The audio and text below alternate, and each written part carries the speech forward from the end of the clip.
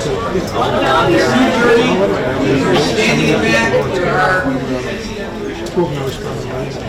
one seat there, one seat over here, another seat over here. Don't be shy. It's 2:30, and thank you for coming to this session. This is called Tacos and Shells. Suddenly lunch wasn't sufficient. Subtitled Life Cycle of a Firearm. Suddenly I'm not hungry. And these are people from Rochester. I'll let them introduce themselves and start.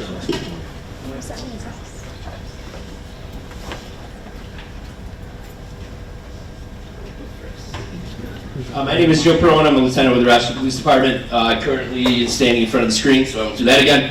I'm currently assigned to the criminal investigation section, where I work with Sergeant Rathfelder, Sergeant Rath, and then Officer Kate Brock. So my bio, I came on in 2006 with the Rochester Police Department, been a sergeant since 2015, promoted to lieutenant in 20, worked for the Monroe County Sheriff's Office as well as the Gates Police Department. I'm Andrew Ruff. I'm a sergeant with the Rochester Police Department. Been there about 16 years. Assigned to criminal investigation section. These fellas and back here. It's a time in the tactical unit and like apprehension and things like that. Sometimes government task force locally in Rochester.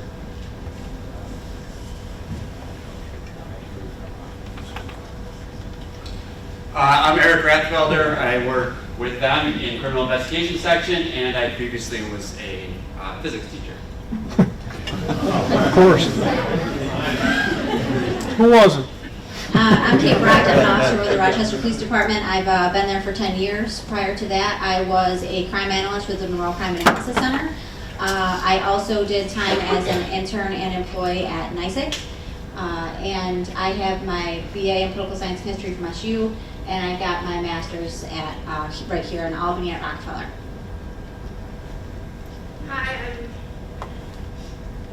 Hi, I'm Alicia Mason. I've been with the Monroe Crime Analysis Center for 8 years, and I've been the crime gun intelligence analyst for about the past 2. Prior to that, I worked for DCGS on some give and snug funding evaluation programs, and then prior to that, I was a records clerk with the Gates Police Department, and I had my master's in criminal justice. Hi, my name is Leanne Solera. I've been with the Monroe Crime Analysis Center now for about 2.5 years. I'm currently the gang and social media analyst. Prior to that, I worked at the Monroe Communications Department for 4 years as a police dispatcher and a telecommunicator. I have my bachelor's degree in public justice from SUNY Oswego. So just a little breakdown of the city of Rochester. It's a mid-sized city, western New York, about 210,000, about the third most populous city in New York State.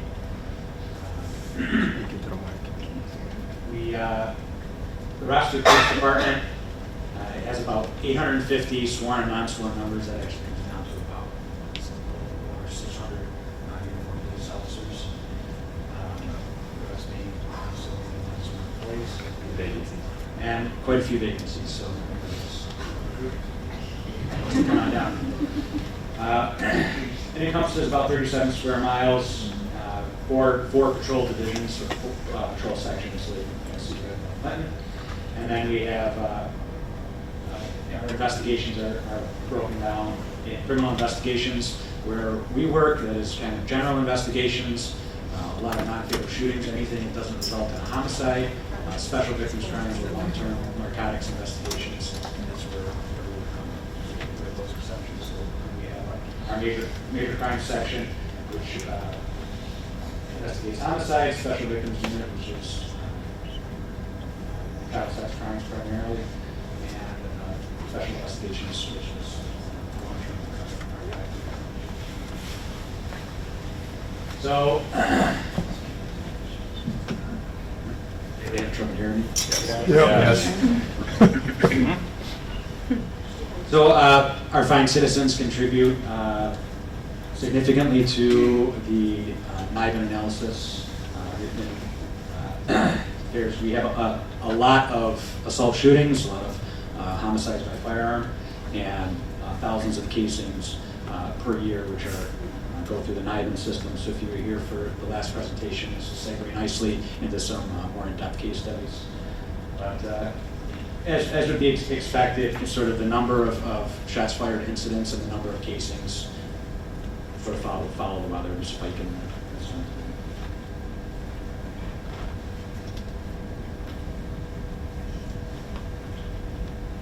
All right, so I'm going to talk about kind of NIBIN before we got our machine at our CAC center and now that we have it.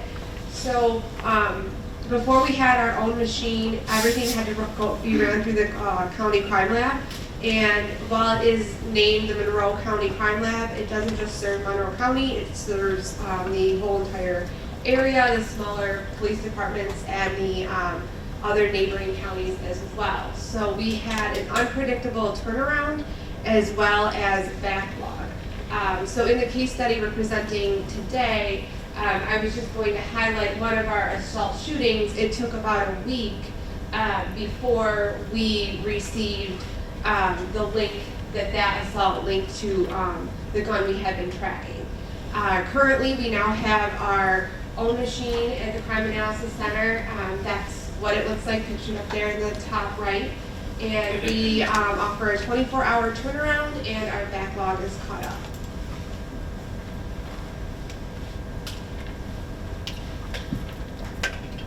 Okay, so a lot of this presentation is going to be kind of breaking down a particular case and how NIBIN played into that, how some of the changes with NIBIN participated in some positive outcomes. So this all starts from Taco Bell that was new on Lake Ave right here. This is kind of downtown Rochester. The new Taco Bell was there.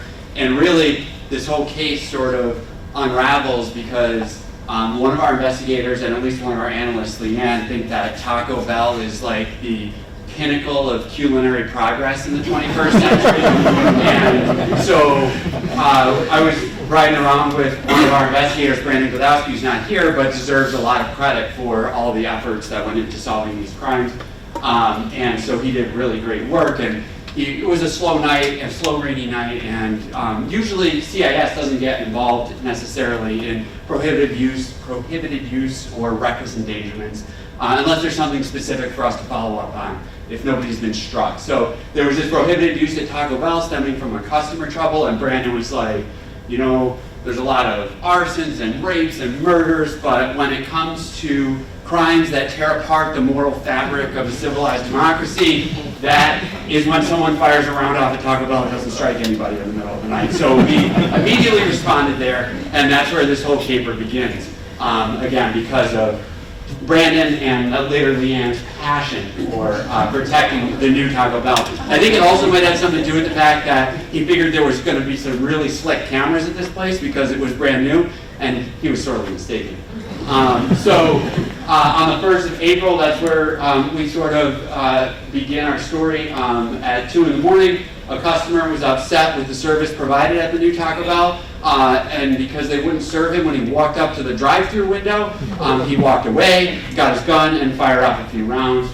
And there's one of the casings that was located. So it turns out there's a 40 caliber casing, and this whole case study is about 9mm casings, but it connects. So that's a picture of the casing. This is the quality photos we got from our officers, no fault of their own because they only take photos with their body-worn cameras. The new ones don't have an LCD screen on them, so this is the type of photo we're often working with trying to solve our crimes. So these 40 caliber casings get collected. It's on the 1st of April, and this is the high quality surveillance footage that was recovered from Taco Bell. As you can clearly see, this is a dark colored Nissan Pathfinder. No, we didn't know that at the time. It's a dark colored SUV that's seen leaving the scene. This becomes important evidence later on. So the next two slides are just a couple NIBIN, well, what do you call these, Alicia? NIBIN lead. not Intel, or Yeah, Intel summary. Intel summaries. So this is like a sexier version of like the very bare bones NIBIN lead that comes. Like Alicia classes it up and makes it a more consumable product for those of us who are trying to use it. So she sends this out on the 19th, so 19 days later, and says, here are 3 cases linked from the 40 caliber casings that were recovered.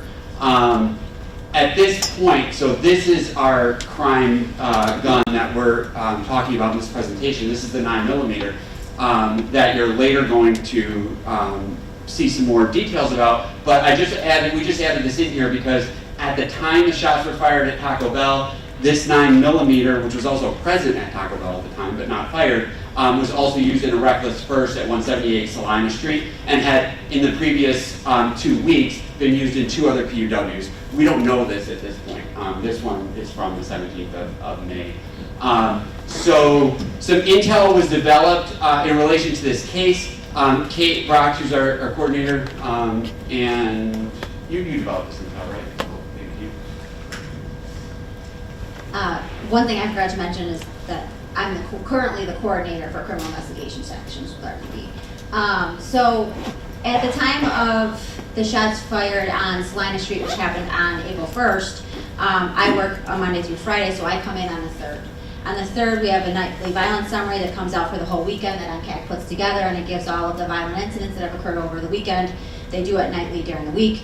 And I see that there have been shots fired in 178 Salina.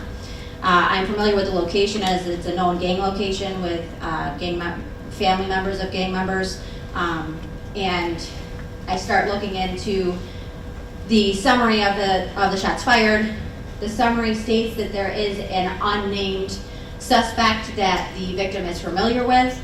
However, that's not listed in any actual report regarding the incident. But when you watch the officer's BWC, she actually explains that she had had a previous criminal mischief to her windows where this male suspect had come to her apartment and smashed out her windows just a couple days prior.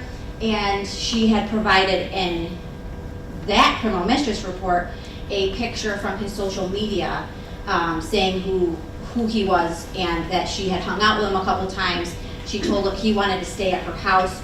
She didn't want him to stay at her house, which resulted in him breaking out her windows and then shooting at her house after. The name that was given at that time is this DexZZ account, which had been previously identified by another MCAC analyst for a separate investigation, which is where we had come up with our suspect for this incident.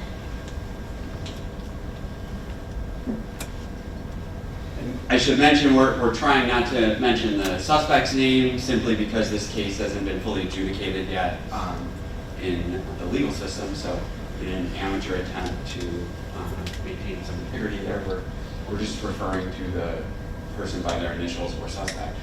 So here's 645 Clifford Ave. This is on the 7th of April, so about a week later. Basically, there's a couple ladies who live here who are hanging out at a house party on the west side. A nice young man who turns out to be our suspect offers to drive them back to their house. They go back to their house here at 645 Clifford Ave. Ultimately, one of the ladies rejects his advances and they throw him out. And as you'll see becomes his pattern, when he is rejected by a woman, he responds by shooting up their house. And so they throw him out, they're walking back up the stairs, and moments after they throw him out of the house, he fires a bunch of rounds through their front door. There's just some photos from it. And so there's 3, I think, casings recovered in this case, and these ones are 9mm casings. Kate, you want to talk on that? So in this situation, the female victims knew the suspect's first name, which was the same suspect we had developed from the previous shots fired on Salina and the criminal mischief on Salina. She only knew his first name because she had just met him that night at the party, but she also had become friends with him on Facebook, so she had the same Facebook. It's the same Facebook moniker that was used by the same suspect that was already developed.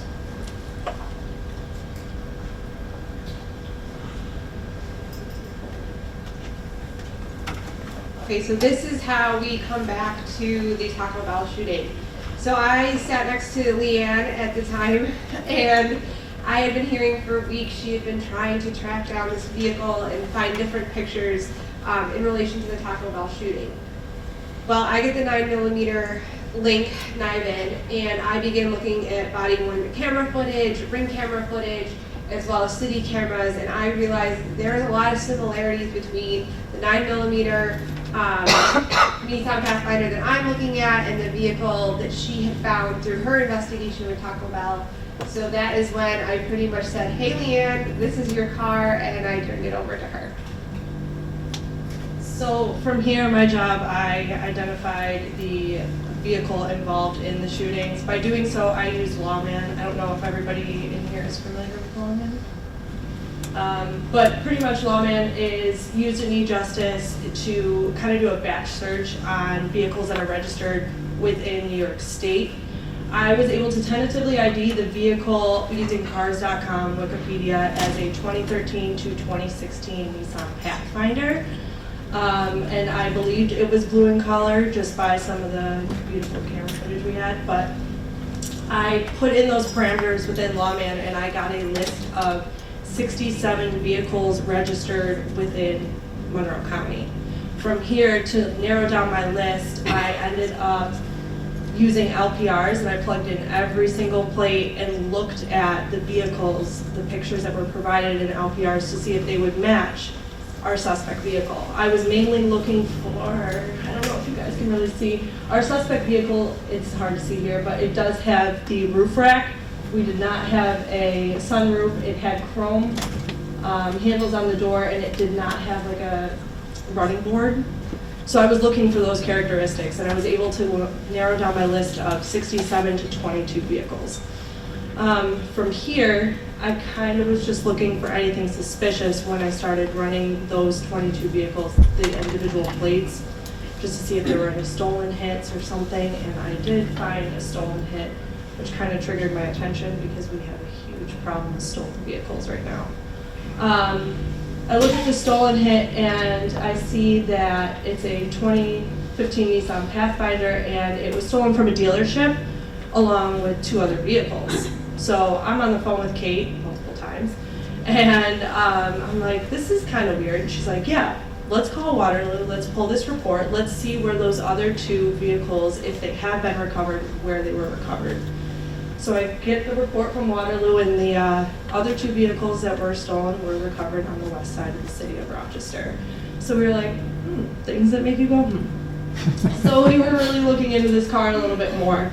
And Kate actually reached out to the dealership where the vehicle was stolen from, because I can't, and had us get newer images of the vehicle. And I liked everything that I was seeing. Again, those specific identifiable features matched what I had from camera footage. But this time we had a picture of the vehicle. Sorry, I'm in the way, but we have this sticker that the dealership put on the vehicle, which will come in play later. So we like this car. Now we're trying to connect our suspect to this vehicle.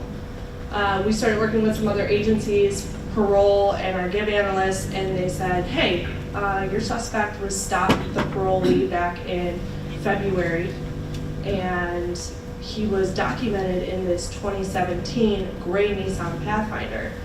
The PO actually put in notes saying that the vehicle did not appear to be gray to him. It appeared to be more of like a blue color, but nobody checked the VIN at the time to see if it was stolen, so they just saw the valid plate and went on with it.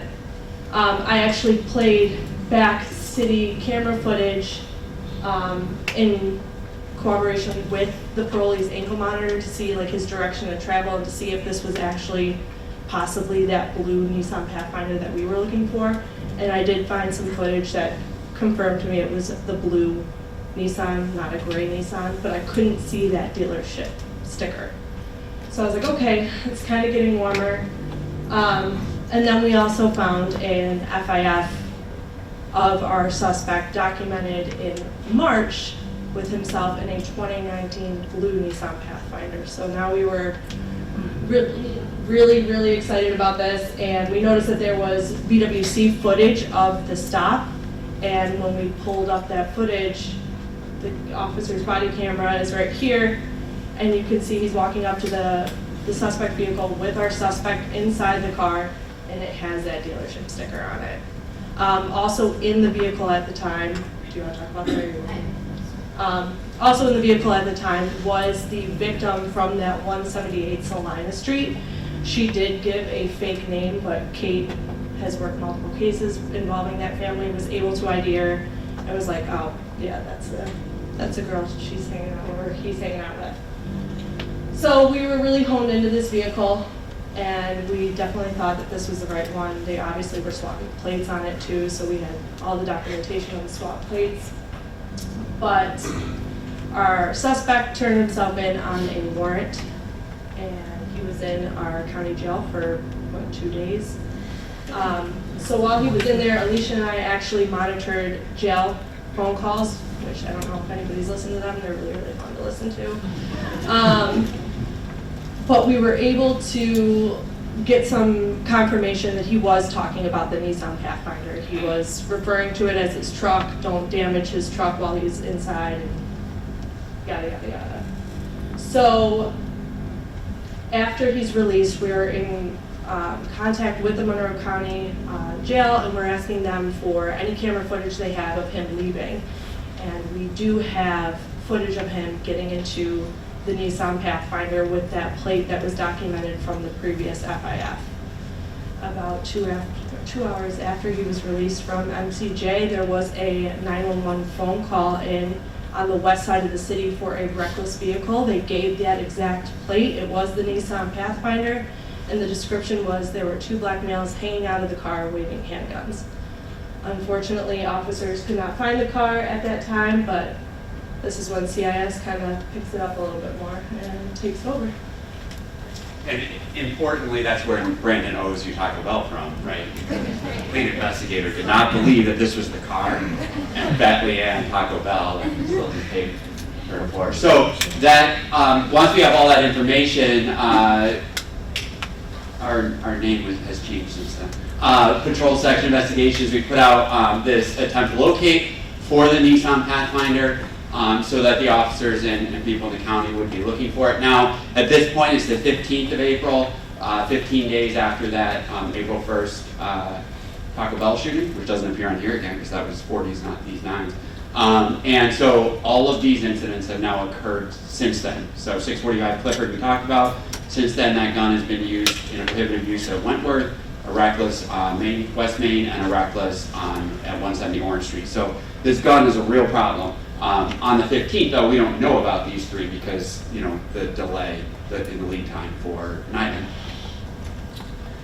So then the vehicle gets located by a very astute cop who finds every vehicle for us that we need located. I don't know how he does it. Sean Ickes. On here.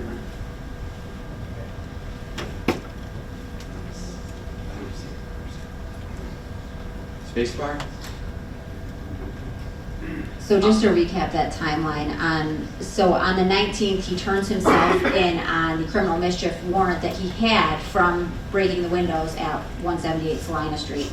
He's in for 2 days on that warrant. On the 21st, what Leanne had said, we have the jail intel unit that provides us with video footage that shows the same plate and the vehicle that he was using, leaving in that vehicle, and then this is later the same night, this officer finds the vehicle.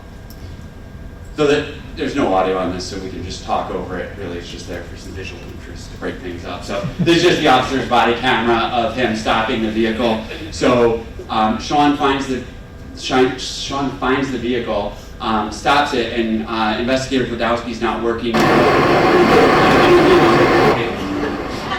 I purposely turned it off. Oh, sorry. We'll turn it back on because we have audio on the other one. So Investigator DeGaspari and I interviewed him, but only on this stolen car. So in this car, there's a handful of license plates in the back. There are repair bills from months ago from him getting the exhaust fixed. So now we have some good evidence that he's the one who's been possessing this stolen car. He refers to the car as his. When we interview him, he talks about how it's his car. He believes it's his car, and he gets locked up for UUV, I think, after that day by the patrol cops. So he doesn't get interviewed on the shootings at that time. He did not have a gun on him, and we didn't have enough evidence at this point to charge him with any of the shootings we suspected him of committing.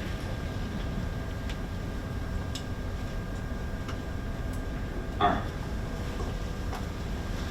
So this slide is in here because it didn't really contribute anything of evidentiary value to our investigation, but it's the next one chronologically that he shoots up. So this is 60 Lime Street. This is in here because I think it makes a point that we need to have casings in order to put them into NIBIN.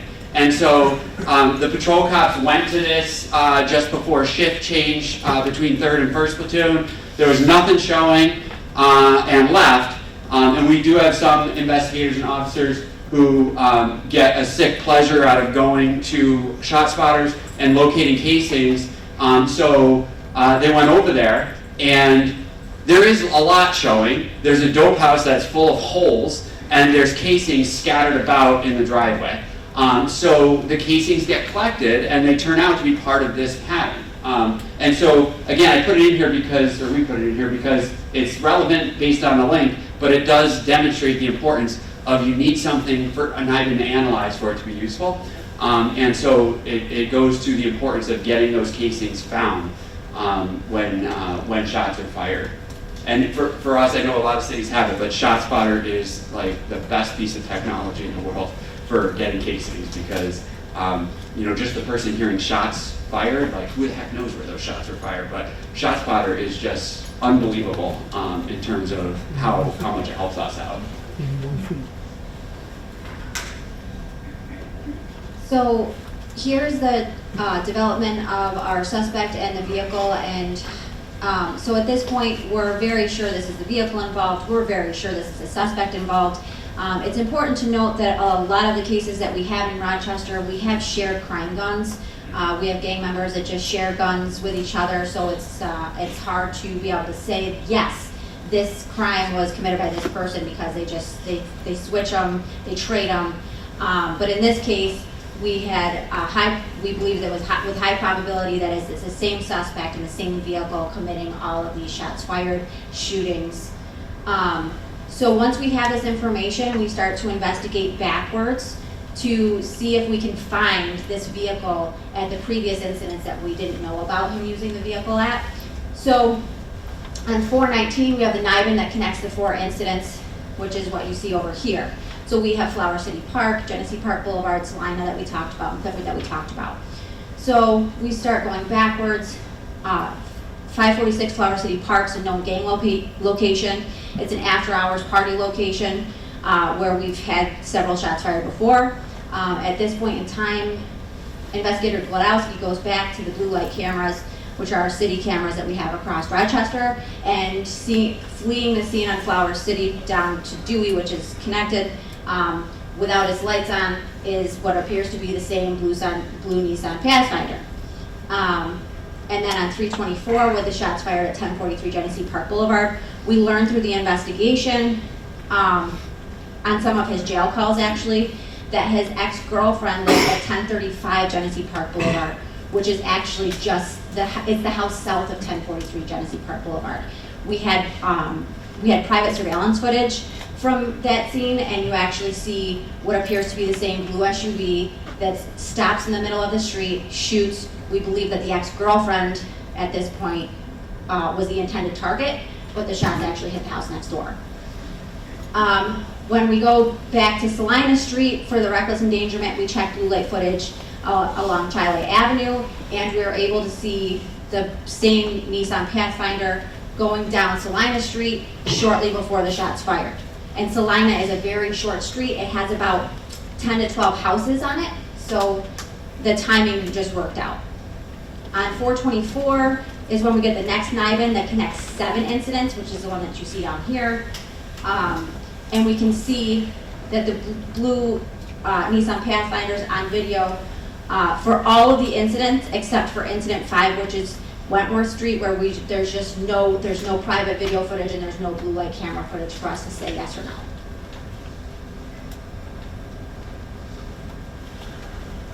So this brings us to the case that we end up getting him on ultimately. This is 72nd Street. So 72nd Street is known as the bootlegger. Maybe like 10 years ago, when I was a patrol cop on Clinton 1st Platoon or East 1st Platoon, this was like a big deal back before, we had a million shootings and everything, and it was like, get FIF so we can shut down the bootlegger. So basically, he just is an after-hours liquor market out of his house, selling untaxed liquor, but now nobody, is bothering him too much. There's never any violent crime there. He's selling his booze, and, there's a lot of other stuff to worry about. So, at 3:25 in the morning on the 27th, two individuals, older couple, man and woman, drive over to the bootlegger in their Audi. So the woman is driving, she stays in the car on the street, and the man walks up into the driveway. This is a little map, and the bootlegger's over here, 72nd Street. This is the bootlegger's house. And so he walks up the driveway here on the south side of the house to get his liquor. And there's a suspect lying in wait in the bushes, and he doesn't know that initially. So this is a photo taken that night at the crime scene. Here is where the casing is located, where that yellow evidence marker is. While he's there waiting to make his transaction, the suspect comes out from the bushes and robs him of, I can't remember, I think $40 or something. Lieutenant Adams sitting over there, he's the one who investigated this initially. And recovered video and such for it. There's a photo of the casing. This is the discarded liquor box and some other evidence, bottle of Patron, seems like a waste. And so what happens is he's getting robbed, and his wife, I can't remember, girlfriend, takes the Audi because she sees what's going on and drives up the driveway and tries to hit the suspect who's robbing him at gunpoint. So the suspect doesn't like this, fires a shot at her through the windshield, it strikes her in the neck, and then he flees on foot. The victim of the robbery, her husband, boyfriend, gets in the car and they drive to the hospital. She got, I hate to say someone's lucky who got shot in the neck, that's not very lucky, but obviously the outcome could have been much worse considering where she was shot. So this is the video from actually it's kind of a funny story about getting this video, I think, because they were like, well, we gotta get a warrant and get the bootlegger's video, and they go over there with the warrant, the next day or a couple days later, and the sledgehammer, and they're gonna break his door down, and actually I think they might have broke his door down, and he's like, hey, well, you want video? All you have to do is ask. Come on in. So I think the assumption is because none of us who had worked patrol in that area had ever been inside the bootlegger. It was just this enigma, who knows what's going on in there. So anyway, now we know we just go ask him for, maybe he knows because we're not busting his stones about liquor. So his camera sucked, so it really wasn't that helpful. But anyway, this is the Audi parked out there. This is the suspect, this Bigfoot looking figure over here in black and white, and our victim's over here at the side door. The suspect runs up to the victim. Now, it actually is better in photos because I can explain it than the video will show. But now you can see the car starting to move forward, and then it's washed out by headlights as the shooting victim drives up the driveway trying to run down the suspect. This one is from, this is from Central Park. So this is the house right here, the bootlegger. We'll play it. It's like a little less than a minute, but it's hard to see obviously. But now that you know the story, you can just kind of see what happens and hear a bit. Obviously, for quoting distance.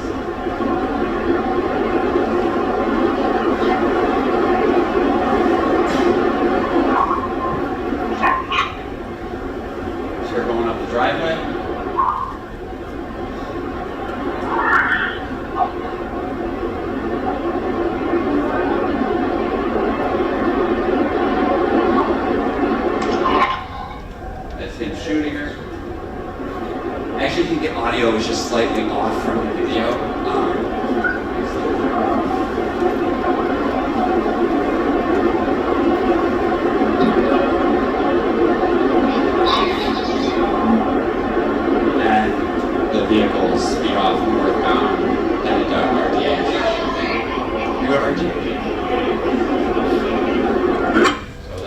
that. So, based on all that evidence, we have no freaking clue who's committed this crime at the time, right? Because that's what we had. So, so there we are with the bootlegger assault shooting robbery. The victim does okay. Now comes, so that was on, so that was on the 27th of April. In the interim, before the apprehension, we get an IBIN lead for 72nd Street, this robbery. It comes back to the same gun, so that's probably a suspect. So they do a ID procedure with the male victim of the robbery because he interacted with the suspect for quite a while. He IDs the guy who we figured had this gun, and so now we finally have felony charges on him, put out a wanted package for him. We asked the U.S. Marshals Task Force to see if they can find him, and one of our investigators who's with them, who's just awesome, you just tell him, Rich, this is the guy we want found, and he shows up in an interview room. So I don't know what happens in the interim. It's not usually very long. He's just like that butthead's in the interview room, and then he goes and gets the next guy. So there he shows up, and he has a gun on him, which is a 9mm, which we assume is our gun, but maybe not. And he gets interviewed. So what's inconvenient about that is when he's picked up on the 17th, several hours earlier, there was a shooting at 71 Kelly Street. And this was in the middle of the night. A guy goes over to hang out with a girl. He's sitting in his car, and someone walks up to the front of his car and fires 4 or 5 rounds, several through the windshield and 2 into the hood, and one of them strikes him in the arm. He's okay. He's uncooperative. He doesn't know who did it. I think there's a little more to that. And then several hours later is when RJ is picked up with this gun. He's interviewed by 2 of the investigators. Because of NIBIN and all the work that the analysts and the investigators did, they had all of these incidents through number 10 that they knew came back to what we assumed was this gun. We didn't know, right? Because the gun hadn't been fired, but it's a 9mm, it's our suspect. They assumed it was this gun, and the suspect actually provides incriminating statements about being at or participating in the vast majority, if not all, of these previous 10 incidents that were related by NIBIN. And had we not had the NIBIN link, we never would have had him as a suspect on the 72nd Street robbery, and we certainly never would have had the knowledge to ask him about all of these other crimes that this gun was used in. He admitted to all but 2. One of them, he said he did lend the gun out, and he also admitted to being present at the Taco Bell when this 40 was shot, and gave statements about who that suspect was, but said that was not him, which we knew from the video footage. It didn't fit his build or any of that stuff. Yeah. So it all came back, started and ended with Taco Bell and their passion for it. So this is just snips from the E-Trace report that Alicia talked more about in the previous session. So just to close the loop on the birth and death of the gun, this gun, so the request was made on the 19th, the trace came back on the 26th. This gun was purchased April 30th, so 2 years prior, 2021, by this gentleman in Alabama. Yeah. Usually, I feel like we get a lot from Georgia, it seems like, in Rochester. And so, and then it was recovered on the 17th. So the life of this gun was pretty much exactly 2 years from birth to death, and it had a rather prolific career in the interim. Anything on that? No. So Brandon Ladowski, the investigator, did a search warrant on his phone for additional evidence. Recovered during that search warrant was, we've just selected a few clips to highlight the charming nature of our suspect and his interactions with women. So these all correlate back to either a person, a phone number, or a location. So from the 31st, this was the 2nd Street shooting just before he says about to go to 2nd Street. In relation to the Genesee Park Boulevard one, which was an ex-girlfriend, as Kate identified, and also the one who was riding in the car with him when it was pulled over. Different one? Disregard? Sorry. Kate's the beautiful mind here. It's uncanny. He tells her now run. And this one was orange? This No, one that was orange. also in relation to Genesee. Genesee. Yeah. So shooting that house up. In relation to Salina Street, I just shot my ex-bitch crib. So he's not trying to hide anything. And then this one here. One second, Yeah. I just want to make note of, what he also was doing in between, which was, he thought was sly, but it just made it more obvious to the rest of us that were already monitoring his Facebook page, was he says, that's why my page down. After every shots fired incident, he would just temporarily deactivate his Facebook page. So I'd come in the next morning and it'd be unavailable, and then the next day it'd be back up and running. And then Orange Street, I don't even think the intended victim was in the house at Orange Street. There were 4 people in the house, 2 of them were small children. This is what she tells them, like, we're at the park, don't shoot it up, basically. There's little kids there, that's disrespectful. And 2 hours later, he goes and shoots it up.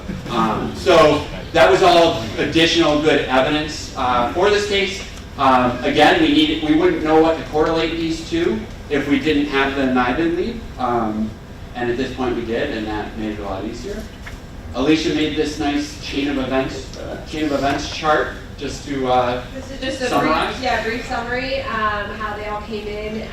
The big takeaway was that they were coming in kind of as chunks, so I would get a lead and it would have 3 on it to look for. Now we get them in such rapid succession, it makes it so much easier, and we're not missing any. And so just so we can see that, we had the first NIBIN, and then by incident 3, we have the suspect and the pathfinder, and then we were able to continue tying him to the further incidents, then the assault shooting and the arrest and the concussion. So something that comes to mind here, and I'm going to editorialize for a second, is all these, all the technology we have, the ShotSpotter, the NIBIN, all the blue light cameras, the social media, is super helpful and helped us put this case together. But really, I think the thing that brings a case is the tenacity of the individual who's investigating it. Because all of that technology and all of those tools and all of these acronyms and all of the stuff that they do such a great job with at MCAC doesn't happen without like one investigator or one coordinator or one analyst taking a personal interest in the case and just driving forward. And so it helps them, but it doesn't work without that. And so I think that's really highlighted in this case, because Investigator Kudowski and Leanne and Alicia and Kate all just wouldn't give this up, whereas if an investigator or analyst who was less interested had access to all this stuff, it still wouldn't have brought the case to a resolution. And I think the biggest factor, anecdotally, not quantitatively, that makes a difference to bringing a case to a successful resolution, if it can be brought to a successful resolution, in my opinion, is the tenacity of the person who's investigating it. Like, they just take that bone and just won't let it go until every lead is exhausted. And unfortunately, I think it's easier to create systems and processes and find technology than it is to either find or create that fire and tenacity in somebody. But I think that's something that sometimes we miss when we just take a clinical, sort of sterile view of investigations. And I know that is generalizable probably to many other fields, but specifically to our field. So I wanted to look forward here, like what are some things, so this is great, right? It was super helpful. What are some things that would help improve our abilities when it comes to NIBIN and investigating gun-related crimes? Number one, I think it would be useful to have a mechanism for a secondary search of all ShotSpotter activations, which especially in the dark didn't result in the location of any casings. Some cities and departments do this. This would simply be an administrative thing. We don't have it set up in our department. But basically, there's a shot spotter. Nobody found casings. If there was an administrative system in place where people go back and recanvass the next day, that would be useful. This is a manpower and motivation issue. So CIS and investigators don't typically investigate every prohibited use or reckless endangerment. It's more when bullets find bodies. And so sometimes we sort of have a lack of video collection or not always the most thorough preliminary investigation for a prohibited use or reckless endangerment, which is, may not have been a big deal at the time, but recently, just a couple weeks ago, we had a shooting where the NIBIN linked back to a prohibited use that occurred several weeks earlier, and the video had degraded at this time, and there was video. It wasn't ID quality, but we had lost that evidence because at the time, nobody could predict or know that that gun would then be used in a shooting where someone was struck a few weeks later. And so, that's not casting stones on anybody. It's just to say the more video and evidence we can preserve at things that seem to be a little deal at first might help solve a big deal later. More technology, like a larger coverage area, a bigger array for ShotSpotter, because ShotSpotter is just such a valuable tool for us in locating casings and developing intel. More fixed and mobile plate readers and additional surveillance cameras. As you can see, the technology component was huge in this case.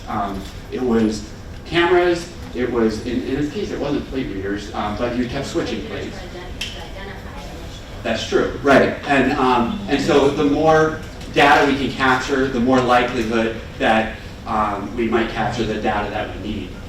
Closing the loop at the end of investigations, I think, is important to help motivate and make patrol officers and supervisors feel or recognize them, I guess, basically, when the work they did led to a successful conclusion of a case. That way, the patrol officers are overworked and understaffed, and it's constantly like, you should be doing this, don't do this better. And I think this is kind of a soft way to sort of encourage them to see where the little things end up helping solve a big thing.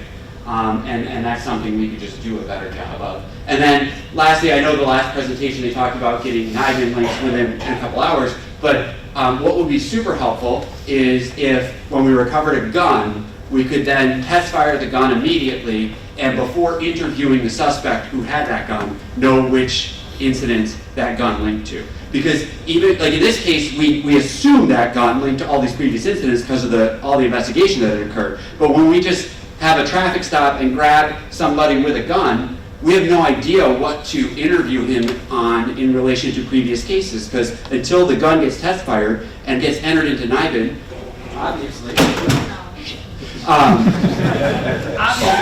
we don't know what to ask him about. Hey, what'd you shoot up with this gun over the last 3 years? Like, that doesn't work as well as, you were on Orange Street, 170 Orange Street at this date. And I have no solution to how to make that happen. It would just be helpful. So, I think that's good, because at least 10 minutes for questions, that's perfect. So that's what we have. We threw some extra stuff in there because it was woefully short, but I think it was fine. And this is our contact information here. If you have any suggestions or questions for us that you don't want to ask right now, otherwise we'll open it up for questions and comments. Yes, sir. All right, Jimmy Tino, Choice Nut. So I'm curious, has the introduction of the ghost gun affected this? No, so I don't think so. Maybe the analysts have a different opinion. So a ghost gun is simply a gun that's not serialized, right? Like that maybe somebody, however it is, it's not serialized, no serial number. It was, maybe part of it was printed, privately manufactured, I think is what they technically call a ghost gun. But those will have a NIBIN signature. They will create the marks on the shell casing, just like any other gun. So what it won't allow us to do, the part it won't allow us to do, is do an E-trace to figure out where the gun was born.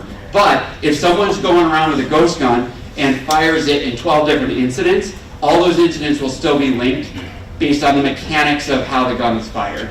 Does that answer your question? Yes, it did. So we won't get that E-trace report at the end because we don't know where it was born.